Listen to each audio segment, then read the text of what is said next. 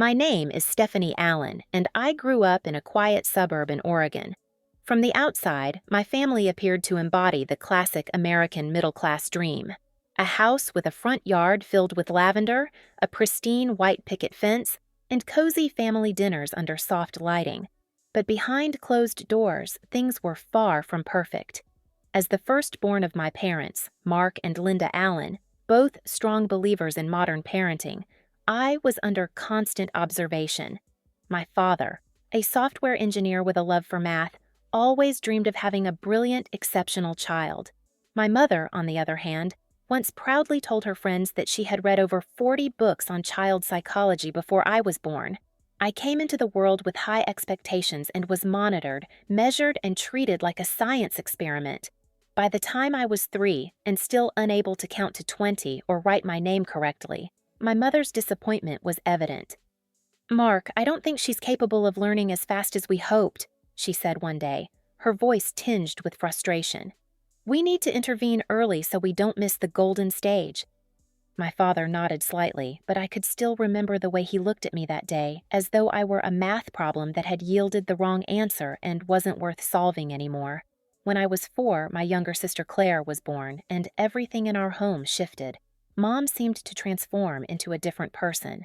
Every corner of our house became filled with brain-boosting toys, emotion flashcards, and advanced learning tools that one might expect to find in elite education centers. I still recall one afternoon when I was quietly building Lego blocks in the corner of the living room. As Mom passed by, she glanced at me, sighed, and muttered, "Claire is only 7 months old and already responding to 3-step sequences. You, never mind. Keep playing." Claire had a musical high chair, imported fabric books from Sweden, and a private Montessori tutor before she was even 2. And what did I have? Pre-printed workbooks, a stubby pencil, and daily reminders that I needed to try harder if I wanted to achieve anything. At the age of 8, I won 2nd place in the school-wide art competition and proudly brought my painting home. But when I showed it to Mom, she barely reacted. She said. "Well, Claire read an entire short story in English today." Dad didn't say a word. He was busy installing a logic puzzle board for Claire downstairs. I quickly learned not to expect anything from them. No praise, no rewards, no admiration. I became a shadow in my own family, present but never really seen. The breaking point came the fall of the year I turned 12. I had always had my own room, the upstairs one with a window that overlooked a small forest behind our house. The morning light filtered gently through the blinds, casting soft beams across the space. That room was my sanctuary. It was the only place where I felt like myself. One evening, after finishing my homework and hanging a new drawing on the wall, Claire barged in and casually told me, "Mom says I'm moving up here. This room's bigger, and I need space for my new study corner." I stared at her, thinking she was joking. "No," I said firmly. "This is my room." Claire just shrugged and walked out. Less than 24 hours later, when I came home from school, everything had changed. My belongings were moved into a much smaller room next to the laundry room. The old room now had Claire's name on it, filled with new learning tools and a pristine white study desk. I walked into my new room, a tiny, cramped, and cold space. The bed touched the wall and the desk was too small to fit both my books and a lamp. I stood there, fists clenched, fighting back tears. "Mom," I called, my voice shaky. "Why would you do this? That was my room. I've had it since I was little." She didn't even look at me. "You're older now. You should learn to give way. Claire needs it more. Don't make a scene, Stephanie." I didn't respond. I just walked back in, shut the door behind me, and sat on the edge of the bed. The pale light from the hallway spilled through the crack under the door, strange and unfamiliar. For the first time, it hit me clearly. In that house, I was the afterthought, despite being the firstborn. By the time I reached my senior year of high school, life at the Allen household still revolved around Claire. She was now a top student at a prestigious private school, chauffeured around in a brand new SUV with a private tutor visiting twice a week. And me? I still attended public school, walked to class every morning, and handled everything on my own, from academics to extracurriculars. I never complained. I was used to living in the shadows, but I wasn't prepared for the moment when every last shred of fairness was ripped away, and it happened right at the dinner table. That night, my grandparents, Arthur and Helen, came to visit. They were the only ones in the family who ever made me feel seen, who made me feel like I mattered. We were eating Mom's lasagna when Claire began going on and on about her summer program plans at Stanford. "That's wonderful," Grandma Helen smiled, then turned to me. "And what about you, Stephanie? Have you thought about college yet?" For the first time, I felt a spark of hope. Maybe this time I would get to share something of my own. "I applied to the University of Oregon and UC Davis. I just got accepted into Oregon's business program. Partial scholarship. If I get more financial aid, then—" I didn't even finish my sentence before Mom set down her fork and knife. The sound was sharp, cutting through the moment. "Stephanie," she said, her voice tight, "your father and I have talked. We can't provide any more help with your tuition this year." I blinked. "What?" Dad quickly jumped in, as if rehearsed. "We need to prioritize Claire. She's been invited to an Ivy League prep program. It's a rare opportunity." My heart sank. "So, all the college savings you said were for both of us. You're giving them to Claire?" Mom sighed like she was stating the obvious. "Claire has real potential. You, Stephanie, might want to consider starting at community college and transferring later. Taking time to work isn't a bad option either." Not a bad option? It took me a moment to realize they were completely cutting me off. The room went silent. No one spoke except for the soft clink of Grandma Helen's spoon against her plate. "Linda," she said, her voice low but firm, "both girls are my granddaughters. I can't sit here and watch one be cast aside." Mom pursed her lips, not meeting Grandma's gaze. "Yes, it is," Grandpa Arthur interrupted, his voice sharp. "It absolutely is our business." That night, as I was clearing dishes in the kitchen, Grandma Helen came over and gently placed her hand on my shoulder. "You don't have to carry this burden anymore," she said. "We'll pay for your college tuition, all of it. No loans needed." I turned toward her, my eyes red. "But that's too much money." "It's not too much when it's an investment in someone who tries," she smiled gently. "You don't need favoritism to shine, Stephanie. You've already done it on your own." That fall, I moved into the dorms at the University of Oregon. The day I left home, Mom gave me a half-hearted hug at the door and said, "Be frugal, and don't expect anything from us." Claire didn't even look up from her phone. I stepped out of that house, dragging my suitcase across the front yard path, feeling as though I had just opened a new door, one without condescending stares or bitter comparisons. College was an entirely different world. There, I wasn't just another average kid, no longer living in the shadow of a self-proclaimed genius. I was Stephanie Allen, a business student with a sharp mind and an unbreakable spirit. Professors praised my strategic thinking, friends came to me for help with assignments, and every weekend night, I called my grandparents to tell them about each small step forward I made. My parents, though, they didn't call, they didn't check in. And strangely, I wasn't upset. I didn't need it anymore. I had stopped seeking validation from a place where it was never freely given. What I had now was real value, a value that came from within. When I entered my senior year of college, I had a certainty about me that I had never dared to imagine. Thanks to late-night study sessions in the library, part-time shifts at a small downtown shop where I learned how customers really think, and hours spent devouring every investment model I could find online, I began to get noticed. One of my finance professors, Dr. Elgin, referred me to a competitive summer internship at a well-known investment firm in Seattle, Bradley Lane Capital. I still remember my first interview, a glass conference room, a gleaming oak table, and 3 managers sitting across from me, each holding my resume. "Zaylin," one of them asked, "what do you think is the most important factor when creating an investment strategy?" I replied, "Understanding. Not just the data, but the psychology behind it." They glanced at each other and nodded. I got the offer, and from that summer on, everything changed. After graduating with honors and having a research project published in a financial journal, I was offered a full-time position at Bradley Lane as a junior investment analyst. I worked tirelessly, learning everything from risk reports and shareholder presentations to how to read between the lines of volatile market charts. 3 years later, during a routine review of a high net worth client's portfolio, I discovered something troubling. A group of tech stocks our firm had heavily invested in showed signs of artificial growth. The internal indicators were unusually strong compared to the overall market. Most analysts saw it as breakout potential, but I didn't. I spent 2 sleepless nights combing through every number, tracing back appendix reports, and finally uncovered the truth. Those companies were inflating their revenue through internal transactions, essentially buying their own products to fabricate sales. If we didn't pull out in time, we'd lose at least $32 million in client funds. I couldn't stay silent.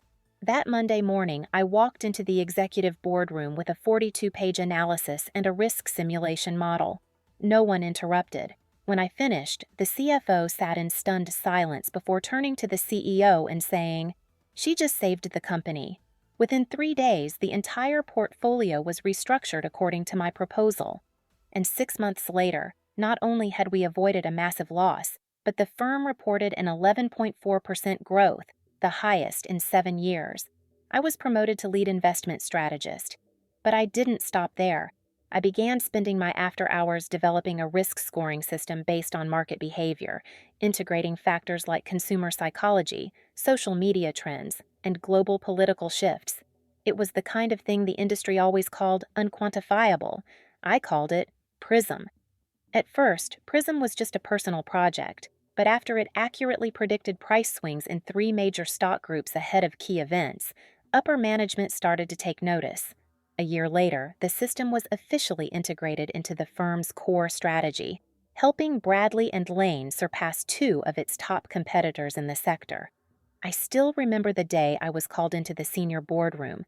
The CEO, Richard Langley, smiled at me once everyone was seated. "Stephanie," he said, "we're creating an entirely new position, Chief Strategic Investment Officer, and no one is more deserving than you." I could hardly breathe. Just 4 years earlier, I had been told that I might want to work for a while and figure things out later. That role wasn't just a title, it was proof of everything I had overcome. From being the forgotten child in my own family to becoming the one leading the table in a multi-million-dollar firm's boardroom. That evening, I didn't celebrate with champagne or a party. I went to my grandparents' house, a simple red brick home filled with warmth. Grandma Helen was baking and Grandpa Arthur was making tea. I laid the appointment letter on the table. They looked at each other and smiled. "Little Stephanie," Grandpa said, "now leading the way." I looked at him, then at Grandma, the first person who had believed I didn't need to be exceptional to be worthy. But for the first time, I didn't need anyone's approval. I had already proven it, to myself. With quiet grit, relentless effort, and unwavering belief, I had reached this point. After accepting the role of Chief Strategic Investment Officer at Bradley and Lane, I knew I needed to mark the moment, not with grandeur, but with a small, warm gathering for those who had stood by me. My grandparents, a few close friends, and a couple of trusted colleagues. When I mentioned the idea to my mother, she immediately offered, "You should let us host it. Do it at home. Make it more intimate. The family can reunite too." I hesitated, but she continued, "You just need to send the money for catering and decorations. I'll handle the guest list and everything else." I was unsure, but I thought maybe, after all these years, this could be our chance to start over. I transferred $3,500 to her account and didn't ask any further questions. A week later, when I arrived at the old house in Salem, the place where I had grown up, slowly fading behind Claire's shadow, I never expected to walk into a perfectly staged performance. The house was more lavishly decorated than I had imagined. White orchids adorned the dining tables, soft golden ribbons wound up the staircase, and the scent of gourmet dishes filled the air. I saw my grandparents by the small bar, chatting with a few relatives.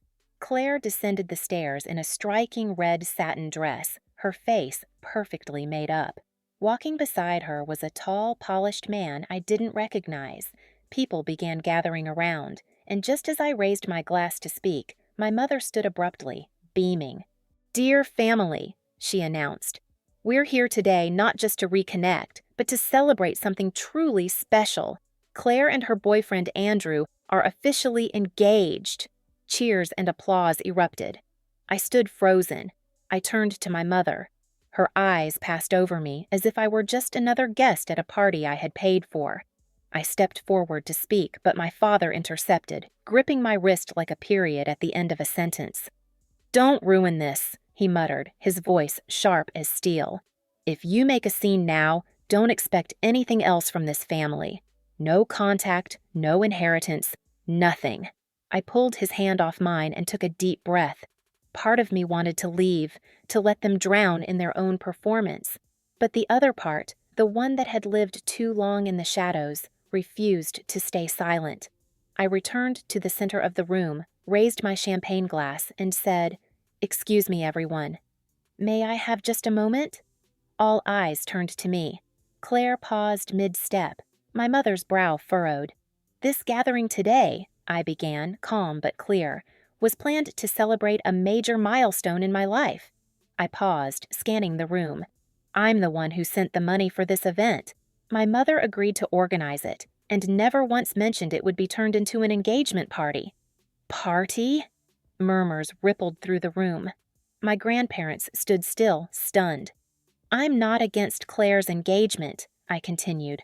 "What I can't stay silent about is the fact that my own family tried to erase me from my own moment, just like they did all throughout my childhood." Andrew turned to Claire, confusion in his eyes. "You told me this was just a family gathering." Claire's face flushed. "Andrew, I just wanted to wait for the right time. By using your sister's money to stage your big reveal," he cut in, his voice lowering. "I came here expecting to feel welcomed, not to watch someone be pushed out of their own moment." He set his glass down and walked away. Claire chased after him, but in vain. The room fell into a suffocating silence. My father stood, face red with anger. "You should know your place, Stephanie," he sneered. "This is still—" "No," I interrupted. "This is a place built on favoritism. It's not a home anymore." I turned to my grandparents. They hadn't moved. Grandma Helen's eyes shimmered, and Grandpa Arthur gripped my hand as I stepped toward them. "I don't need the rest of this family to know who I am." And I walked out the door, the same one I had once left in silence. But this time, my head was held high. Andrew left the party without a word, leaving behind Claire's panicked gaze and a stunned family. She chased him to the porch, but the car door shut before she could say anything. The Mercedes taillights disappeared behind the trees, leaving the room in a silence that had once been filled with laughter. Claire turned back, her tears quickly replaced by fury. "You've always been jealous of me. You can't stand seeing me happy, so you destroy everything." I stood still. I didn't respond. For the first time, I didn't feel hurt, just tired. Tired of the same old blame, played like a broken record. "Claire," Grandma Helen said, her voice calm but sharp, "you made your choices. Don't dump the consequences on your sister." My mother rushed forward, her face pale with rage and embarrassment. "Stephanie, who do you think you are to humiliate your sister in front of our family?" "I don't need to think," I replied quietly. "I just told the truth, and I've stayed quiet long enough." My father grabbed my mother's hand, trying to hold her back, but his eyes were blazing. "If you walk out of here today," he said, his voice ice cold, "you're no longer part of this family. Don't expect an inheritance. Don't expect to ever call us again. As far as we're concerned, you never existed." I was about to speak when Grandpa Arthur, who had silently observed the entire evening, suddenly stepped forward. His voice rang out like a bronze bell in the quiet room. "David, if you're going to cut Stephanie out of this family, then it's time we clarify a few things." Grandma Helen took his hand and stepped forward with him. My mother looked at them, sensing something was coming. "We updated our will 3 months ago," she said calmly. "The entire estate, the house, the savings, the investment shares, it's all going to Stephanie." My mother let out a shocked gasp. "What?" "We've seen enough," Grandpa Arthur said. "Enough to know who lives by their values and who lives off of being coddled." "But Claire is my biological daughter," my mother nearly screamed. Why her? Because she's the only one in this family who never demanded anything, never complained, and never stepped on others to lift herself up, Grandma Helen replied, her voice trembling slightly but her eyes steady. We don't reward favoritism or deceit. Claire burst into tears, her pride unraveling. She ran up the stairs, her red dress flaring like a bleeding stroke on a collapsing painting. My mother stood in the middle of the room, lips trembling. My father turned away, silent. I clutched my purse, looking at my grandparents, my heart swelling.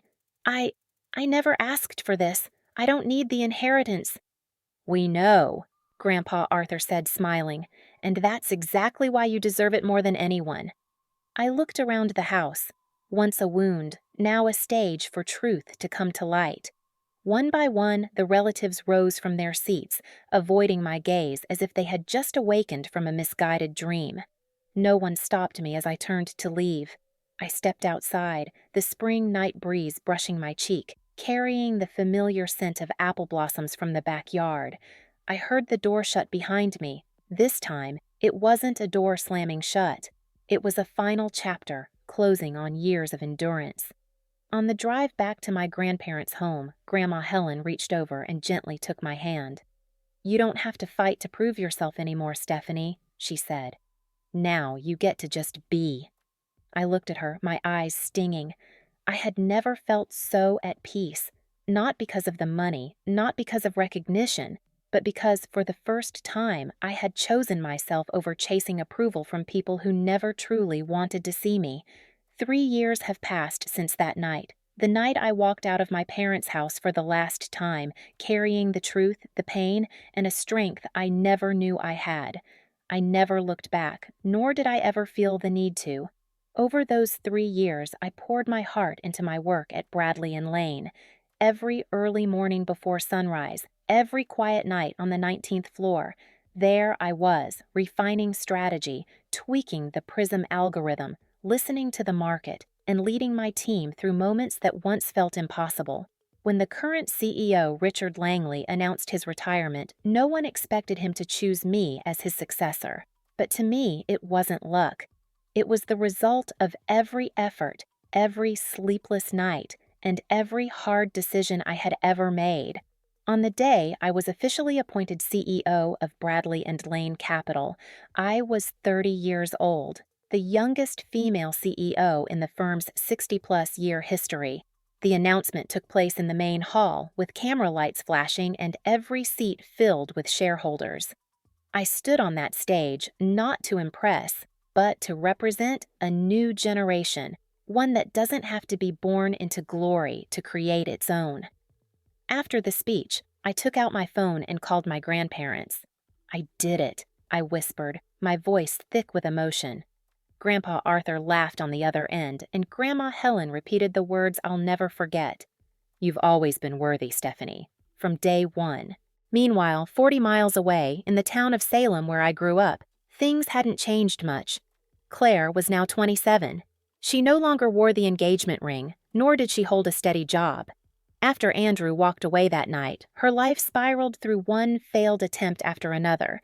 She dropped a fashion course, claiming it was too much pressure, tried being a content creator, but quit because no one gets my style, and eventually moved back in with our parents, into the same room she once took from me. I haven't spoken to my parents since that night.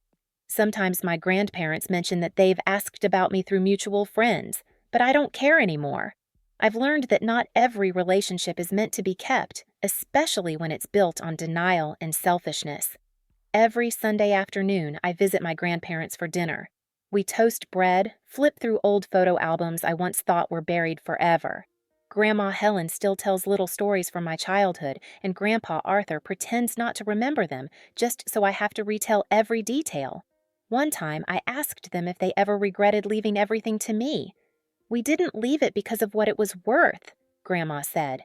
We left it to the one who understood the value of choice, the one who chose integrity over convenience, silence when it mattered, and voice when it counted. I smiled because I knew that was the greatest inheritance they had given me. Not assets, but faith. One spring afternoon, as I was leaving the office after a global strategy meeting, I saw someone waiting in the main lobby. I squinted and then realized it was Claire.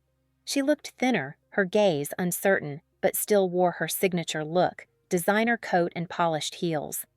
"I'm not here to apologize," Claire said immediately, like a shield. "I just want to know how you're doing so well without anyone lifting you up." I looked at her, not angry, not pitying, because I once had nothing, Claire. And that's when I learned to stand on my own. That's something you've never had to do. Claire stared at me for a long moment. She said nothing, then turned and walked away. I don't know if she'll ever change, but I do know I'll never go back to being the sister who always yielded, always endured, always stayed silent to keep the peace. I walked back to my office where my team was waiting to build something new together, and I knew then, no matter where the path starts, as long as you don't abandon yourself, the destination will always be worth it. My story isn't just about overcoming favoritism in a family. It's a testament to the power of perseverance and inner worth. I was once overlooked, pushed aside in my own celebration, but I chose to rise. Not out of spite, but out of truth and dignity. Today, I no longer seek validation from those who once denied me, because I've found my place among those who truly believe in me. And more importantly, I've learned to believe in myself. What do you think about Stephanie's decision? Was she too harsh, or was it exactly what she deserved after everything she endured? Share your thoughts below and don't forget to follow the channel for more powerful family stories to come.